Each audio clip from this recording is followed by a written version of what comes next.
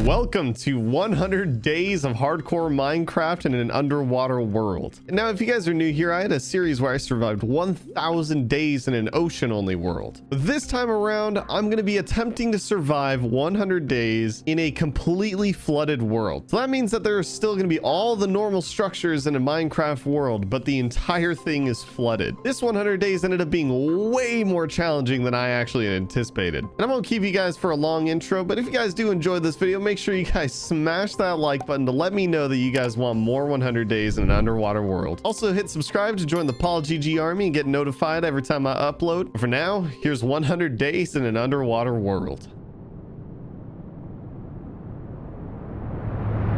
In day one, took a look around and oh man, this is going to be really challenging. My first instinct was to naturally go try to get some wood, but after tons of failed attempts and just constantly drowning myself, I decided it'd be best if I just give up. And since there's no food around for some regeneration, I decided to go for a swim until I actually managed to find a village. But before I went down to the village, I tried to grab some sushi real quick so I could get a little bit of health. And then at the village, I saw that the iron golem was getting jumped by a bunch of underwater bandits. And I thought this would be a great opportunity for me to be able to swoop on in and hopefully get some loot, you know, while all the drowns are distracted and everything. I managed to get a door, and then I tried to get a little bit of food before I got chased out of town, but yep, no, it got a little dangerous and I almost died, so that's great. Afterwards, I found a shipwreck where I can actually finally get some food and a good place to sleep. And so now on day two. And now that I got some wooden tools, it's time to venture out and take on the world. And not too far away from the shipwreck, I actually found another village. But before going over there, I'm going to need some more wood for a boat and more tools. So I swam down and chopped down a bunch of trees, and then decided to dive underground where I got some cobble and some iron. Now I can finally make a shield so I can be able to protect myself from all the drowns. Loot. Afterwards, I boated on over to the village so I could be able to get absolutely anything of use, which honestly wasn't too much other than the fact that I got a little bit of food and a blast furnace. But on my way out, I decided to kidnap one of the villagers, and now he's going to be my traveling companion. His name's going to be Kevin. Everybody say hi to Kevin. Hi, Kevin. And not too far away from the village, Kevin and I actually found a desert temple, which could definitely come in handy. Don't mind me, I'm just having a hard time getting in the hole. And honestly, the desert temple just kind of ended up being not good at all. The only good thing about it was the fact that I got 2 golden apples. And so now Kevin and I are boating around trying to find a good place to live. I decided I wanted to try to live as close to the desert as possible without being in the desert because it's kind of ugly, but because the fact that drowns stand out a lot with a really bright background behind them, so I can be able to always know when they're coming. And I'm also going to need a ton of glass for all the underwater building that I'm going to be doing, so living by the desert's definitely going to come in handy. After finding a good spot, I decided to dig straight down to be able to gather some resources. Resources. Need to get kitted pretty quick since all the drowns are going to be reoccurring problems in this world. But eventually, after mining all the way down to Y level 11, I began strip mining for some diamonds. But shortly into mining, I managed to find a mine shaft. And immediately after, I found some lapis. So of course, I was going to do the lapis trick, where you go -4 on the Z axis and you dig straight down and boom, you got some diamonds, which I actually managed to get 4. So that was pretty clutch. And then I swam around in this mine shaft for a long time trying to find anything of use, which I managed to get some gold and iron and coal. And I also managed to find 1 chest and it had 1 diamond in it and a name tag. Otherwise, it was kind of a dookie adventure. Day 7 through 8. I decided to clear out an area underground so I could have a place to work near where I'm going to be building my house. Because yes, like I said before, I'm going to be building it completely underwater. After all, this is a flooded world. So I crafted together some diamond tools and some iron armor, and then set sail to get tons of sand. Because like I said before, I'm going to need a whole lot of glass. Have you ever had to dig hundreds of blocks of sand underwater before? Because it's miserable. This is so difficult. It takes so long. The only good part about it is that after I'm done shoveling tons of blocks, then I'd be able to go up in my boat and Tokyo drift on the top of the ocean, scooping up all the blocks that I can. Afterwards, I made my way over to the hole and began the long process of smelting down tons of sand. Then I decided to just make a hopper so that I could just funnel in all the sand without even having to think about it. But making that hopper did make me realize that I'm pretty much, out of wood now. So on days 9 through 10, it's time to go chop down a bunch of trees. But I do also want to get some spruce wood for the house. But to be able to do that, I'm going to need to find a spruce forest, which definitely took a lot longer than I thought it would to find. But along the way, I did actually manage to find a ruined portal. So I figured that this would be a great opportunity to be able to get some obsidian for a portal later and also be able to get some loot out of a chest. Or so I thought, because tons of drowns just started showing up on me and throwing their tritons at my head. But shortly after getting scared off, I actually managed to finally find a spruce forest. And so I made sure to chop down plenty of wood so I wouldn't have to come all the way back here for a while. And now it's officially time to start building this house. Except I forgot how hard it is to build underwater. Oh man. I started off by making the foundation and doing a big outline of a giant circle for the house. Then I had to start building it up, but man, it was just so difficult terraforming all the land underwater and having to swim back just to be able to get air and then do that over and over again. Not to mention just waiting for all the glass to smelt just took so long. But all in all, I'm pretty happy with the way that this thing is turning out. But the building of the house was the easy part. After you're done building, you got to drain out all the water inside of it, which sounds pretty easy because when you think about draining water, you think about sponges. But I'm way too undergeared to go fight an Elder Guardian right now. So there's no way that I'm going to be able to get a sponge. But looking back on it, honestly, I really wish I risked it all just to be able to get at least one sponge. I had to drain out all of the water the old-fashioned way. I had to remove like the top section of water so that I could be able to have some air pockets to be able to swim to. And then I basically just had to drop tons of sand in a row just to be able to fill up the entire house to get rid of every single source block. So I had to drop sand, shovel the sand, drop the sand, shovel the sand. And it just, oh my gosh, it was just so much. But eventually it was finally emptied. And it was a miserable, grueling process, but it was definitely worth it because I love the way this is turning out. The only thing left is to just change out the floor and voila, we have ourselves a beautiful underwater base. And on day 26, I spent the day just setting up a bunch of chests and moving in and getting organized. Then I decided it'd be pretty cool to have a staircase in the middle of my house going all the way down to Y level 11 for mining. So I began tunneling down, but that is until I realized I'm a thick boy and I'm running out of food, and that's going to be a problem. So now it's time to boat back over to the desert village where I was forced out of, but hopefully this time I can be able to gather some food before I get jumped. Luckily this time around, before all the drowns started spawning, I was actually able to get a decent bit. But when they did start spawning, man, there was a lot of them. They were coming in hot with all their tritons. But at least I did manage to get a handful of hay bales before leaving. And on days 28 to 33, it's time to get back down into the mine. The only problem is that I hit a cave, and that cave was full of water, of course. So I basically had to section off my staircase away from the cave and then clear out all the water so I could be able to continue digging straight down. And it was pretty smooth sailing from then on. I continued digging down, mining all the materials I could until I actually hit a mine shaft. Yeah. Now I'm almost certain that this is the mine shaft that we hit earlier, so I'm just going to skip right through it and just do the same thing and section off the staircase and continue digging down. And after getting all the way down to Y level 11, I cleared out a big room where I'm going to be operating out of and then began strip mining. By that I mean I decided to make one long thick tunnel. But eventually I'll just branch off of the tunnel later and make some other small veins. But while mining, I managed to hit another cave that was actually attached to the mine shaft. And I figured that this would be pretty far away to the point that I wouldn't have explored this part of the mine shaft. So I decided to swim around in hopes of being able to find some diamonds. But instead I just wasted a ton of time and just found a bunch of cursed lava that didn't turn into obsidian yet, even though it's touching the water. So it's back to mining out that giant tunnel. And after that, I managed to actually find some more iron, gold, and even more diamonds. Overall, this mining experience was pretty good. It went pretty well. Day 34, I started off by unloading my inventory of all the stuff that I mined up, then clapped an Enderman because he's freeloading in my house and I ain't tolerating none of that. Then I wanted to finish setting up an auto smelter so I could be able to just dump all my raw materials into the furnace and just not even worry about it. But that was basically the last of my wood, and chopping down trees underwater is getting pretty old. So it's about time we start on a tree farm. That is after I go chop down some more trees underwater. And on day 35, pretty much just spent the entire day just shoveling tons of more sand because I'm going to need a whole lot of glass for the tree room. Yep, pretty much just shoveling my life away. And on day 36, I tossed a bunch of sand into the auto smelter, and then I waited. For a while, actually, because I went to go get some food because I'm not just thick in Minecraft, I'm thick IRL, baby. And on days 37 to 48, it's time to construct the tree chamber. By that, I mean literally building a giant underwater bubble, enough to be able to have a handful of trees in it at a time. I built a small hallway branching off of the house, and then began flattening out a giant area. And now after that was out of the way, I made the outline for the giant circle and started building it up. The biggest problem throughout this entire process was just running out of air. And every time I misplaced a block, I was gonna have to break it over and over, and it just takes forever to mine underwater. I was just reminded how challenging it is to do anything underwater. But also, if you guys haven't already, make sure you guys smash that like button if you guys want to see some more 100 underwater days and you guys just want to watch me struggle more. Anyways, after finishing up with my giant bubble, there was no way that I was going to be clearing this thing out the old-fashioned way. It's way too big and I'm way too impatient now. So on days 49 to 53, I decided it was worth risking it all just to at least get that one sponge. So I crafted up a bunch of doors and set sail to find an ocean monument. Not too long into my journey, I managed to find another village. And of course, I couldn't stop myself from pillaging the village and taking all of its valuables. I managed to get a ton of food and some books and even a lectern. And after that, just a couple more villager jobs items for later. Then it was time to hit the road again. And honestly, I couldn't really tell what was the actual ocean versus the flooded ocean. That is until I realized that only kelp spawns at the ocean. So I pretty much just followed the kelp and it led me right to a ruined portal on land, where I was able to get some goodies out of the chest and also a bunch of obsidian for a portal later. So far, this is turning out to be a great trip, except for the fact that I don't have an ocean monument. Anyways, after that, I managed to find a desert village, and with actually a pretty rare house that spawned in it, which is the brew house. So I quickly swam down there and grabbed the brew stand for some potion brewing later. That is before all the drowns came out to attack me. And right next to the village was actually a desert temple, so I quickly swam down and managed to get some diamonds and a couple more golden apples, which are definitely going to come in handy later. Foreshadowing.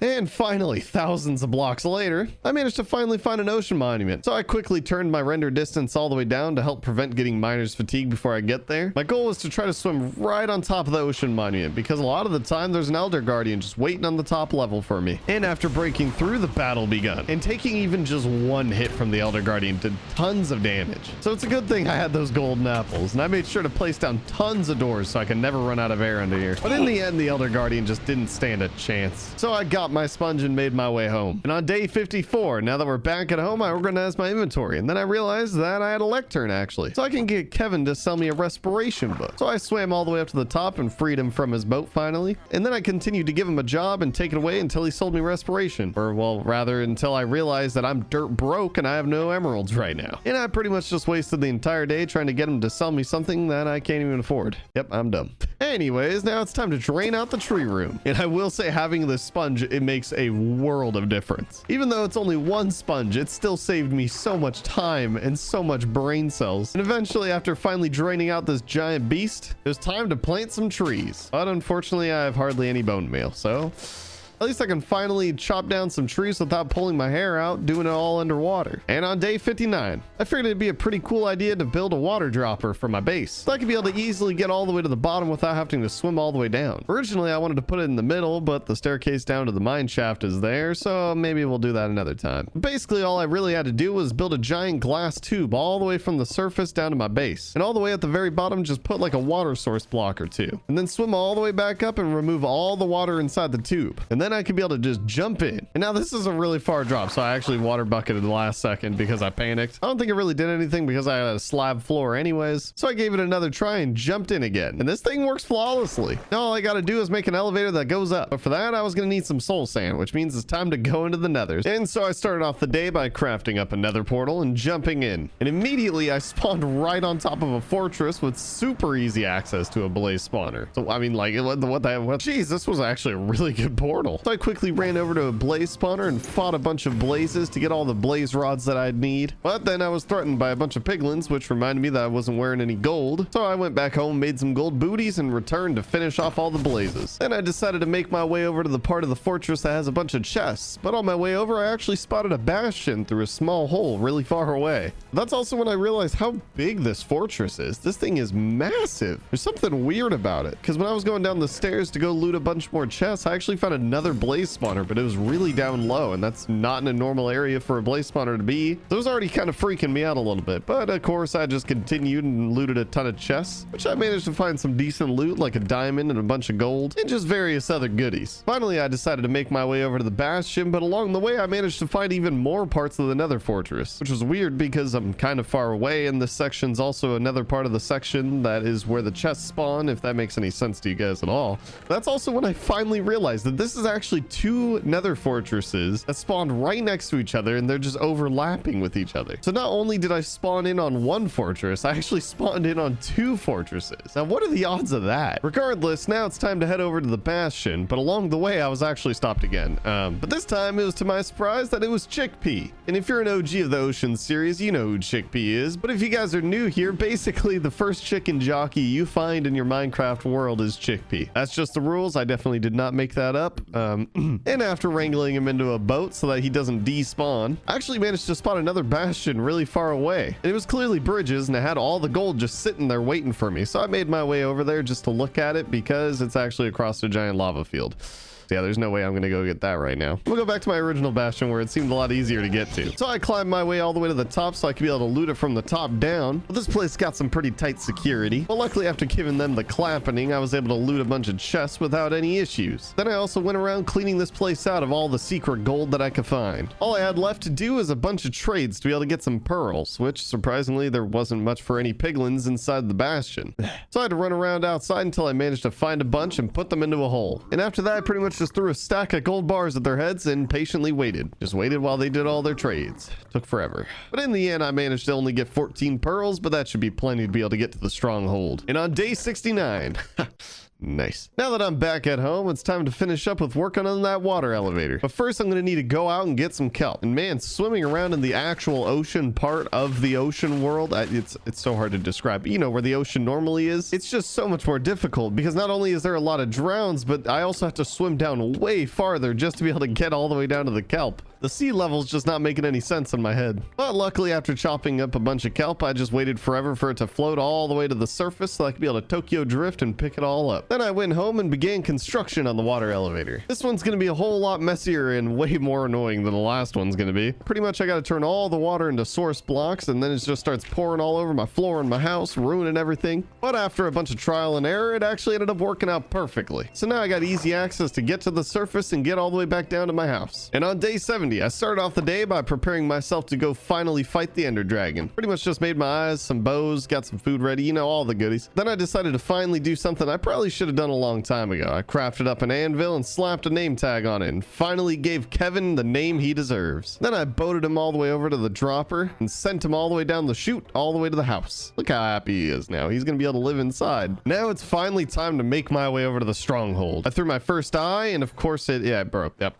God, I'm so lucky. Regardless, I traveled for a long time and I just zoned out and I was in go mode. Probably because of the fact that I was recording this at like 2 a.m. Along the way, I managed to see a bunch of different biomes, but honestly, the ugliest is by far the icebergs. Something about them, they look broken. They think they're on the top of the water, but they're really not. But apparently, I also passed the stronghold a long time ago because when I threw an eye, it actually took me backwards. And then I kept throwing them and then just kept taking me further and further until finally it took me to the top of a mountain. So it's pretty easy to be able to just swim right on down, set down a door, make a hole, and jump on in and dig my way all the way down to the fortress. Stronghold.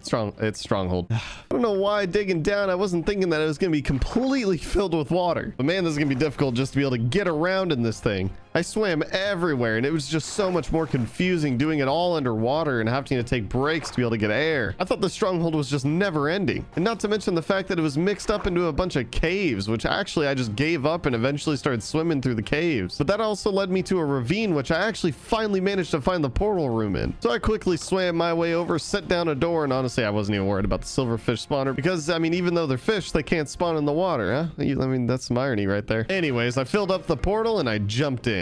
It's finally time to fight the dragon. Honestly, going into this fight, I wasn't feeling too confident because of the fact that I didn't really prepare too much. I didn't have that many arrows like I wanted to, but luckily I did have enough to be able to get rid of all the healers. And after all the healers were finally destroyed, it was time to chonk this thing down.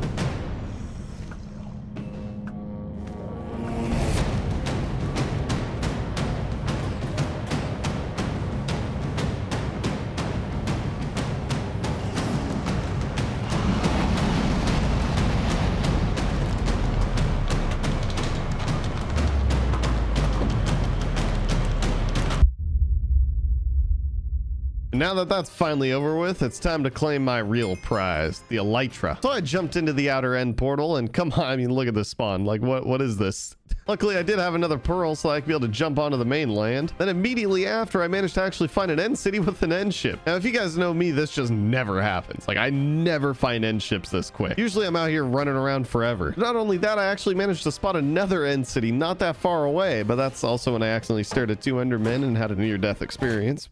Well, let's just not talk about that right now. I gathered up a bunch of blocks, and right before building my way up to the end ship, I actually spotted another end ship not that far away. This is by far the best end I've ever had in my life. But I built my way all the way up, and I took a pit stop at their treasure room inside the end city, where I was annoyingly taken advantage of by a bunch of shulkers, and it made me remember how undergeared I was, because even their terrible little snot rockets are dealing a ton of damage to me. Eventually, I managed to cut loose and be able to loot the chest, and then give all the shulkers the clapping, and then I continued to climb my way all the way up to the end ship, where I managed to get a bunch more diamond gear, so now I'm fully diamond out. And of course, I also got my elytra. And on the way out, I made sure to grab the dragon head. Not only that, now that I'm actually pretty geared, I figured why not actually go through this end city. It was a pretty big one with a lot of treasure rooms. But that was a mistake because, yeah, no, shulkers are just really annoying. They just keep floating me around. But I did manage to get a ton of gear, so I guess in the end it was pretty worth it. After raiding this thing for all it's worth, it was finally time to head home. Oh, and of course, on my way through, I can't forget I gotta get the dragon egg. And on days 80 to 86, I started off the day by making a shulker box. Then I boated my way over to a village nearby where I was able to get some seeds because it's finally time to go rescue Chickpea from the Nether. Now, originally, I thought this was gonna be a great, fun idea to do, but after doing it, man,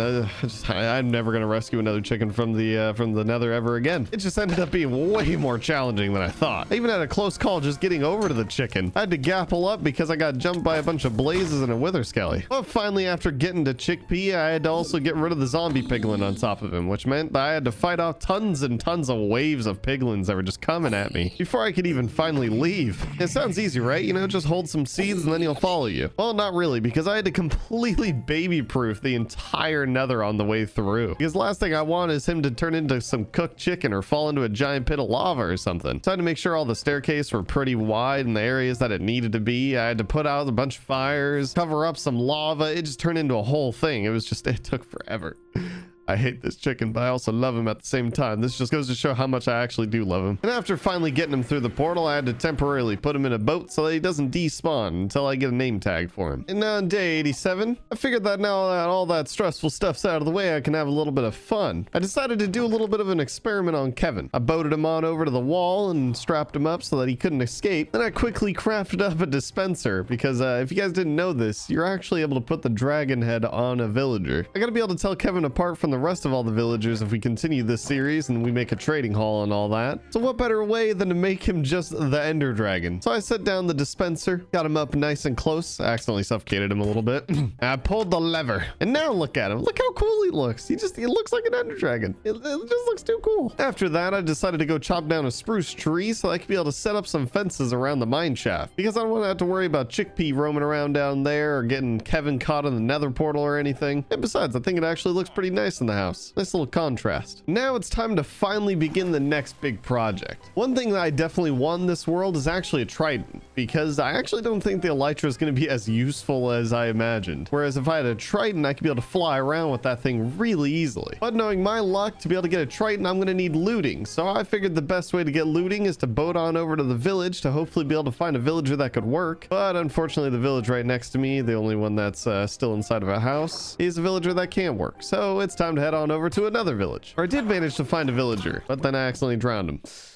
And then I did find another villager and I accidentally drowned that one too. So at this point, I just gave up and figured that the best bet is to just be able to build all the way up to the surface and go work with a villager up there. So I set up a composter so I could be able to sell a ton of wheat to him to be able to get money to be able to then buy a looting book. But that's also when I realized that I didn't bring any of my hay bales, so I had to boat all the way back home to get some. And on my way back, I figured that I could be able to scoop up another villager that's been floating around in the village nearby my house, so I could be able to turn them into the lectern to be able to sell me my looting book. And after arriving at my farmer villager, I started doing a bunch of trades and quickly realized this guy's going to start ripping me off and I'm going to be losing a lot of money on this and running out of food. But not only that, my lectern villager he wouldn't take the job. He just didn't want to be a lectern or a librarian or whatever they're called. Regardless, he wouldn't take the job and it was triggering me. It took forever. But finally, he eventually came around. Him taking the job actually ended up being the easiest part about it because I had to break the lectern and give it back and break the lectern and pass up on so many good deals. I missed out on getting an infinity book, silk touch, mending, so many things just because I was so determined to get a looting book. I almost gave up so many times. It took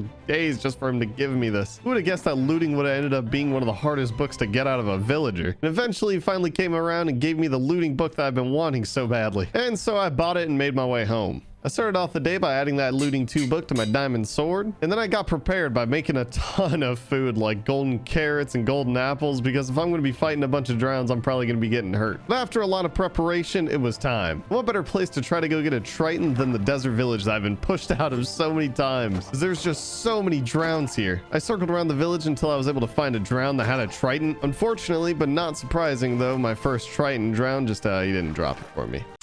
In fact, no drown dropped me one for the longest time. I slayed drowned after drowned after drowned. And then I got in this really dicey situation where I had a giant group of drowns chasing me. There was 3 Triton drowns in the group too, so I wasn't able to get anywhere near them. I had to continue to circle over and over and over until the Triton drowns were the only ones that were straying away from the pack. I managed to be able to swoop down though and clap a Triton drown and actually drop me the Triton too. So this looting 2 book actually came in clutch. I quickly grabbed my Triton and boated away. But man, is this thing going to be worth it, especially in this world. Once I got home, I started showing it off to Chickpea and Kevin, and trust me, they were excited. I could see it on their faces. Then I threw it against the wall and I couldn't reach it because I'm a little short.